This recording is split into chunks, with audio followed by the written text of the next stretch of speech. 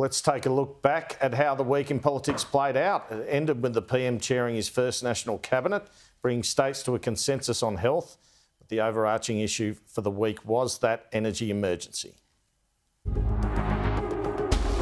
While there is a change of tone, there is absolutely no change in the substance of Australia's national interest.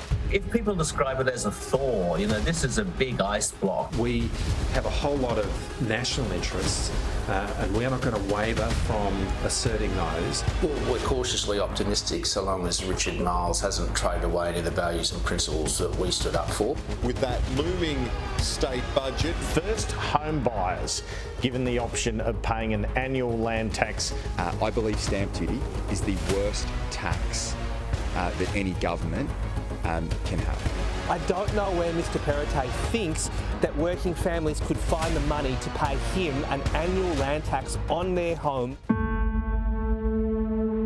It was a tough day of trading today on the ASX 200 with the market falling 5.3% at the open. We are talking about one of the largest days that I have seen, single days, probably in the last 10 years. I do not believe it is a likely outcome at this point that there will be any requirement for load shedding or indeed, as I said, for blackouts. The Australian Energy Market Operator intervened yesterday. They'll continue to intervene. Swimming pool filters and swimming pool heaters and outside lighting, that could be turned off. That would be useful.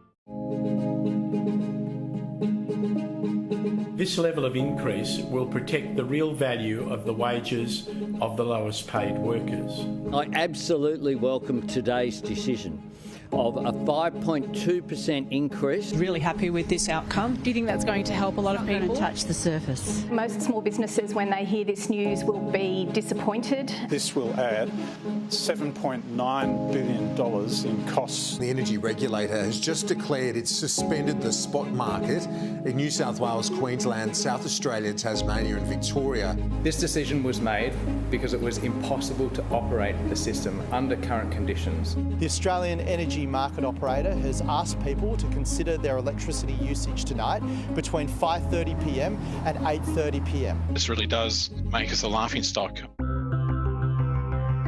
Done. A future powered by cleaner, cheaper energy. But the new Labor government faces more immediate power price pain.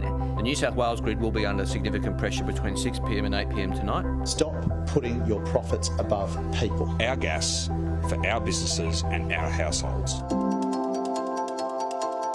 Morning, everybody. You're probably used to this. Nice to see you all. Great to be here in Canberra. National Cabinet meets in Canberra for the first time since Anthony Albanese became Prime Minister.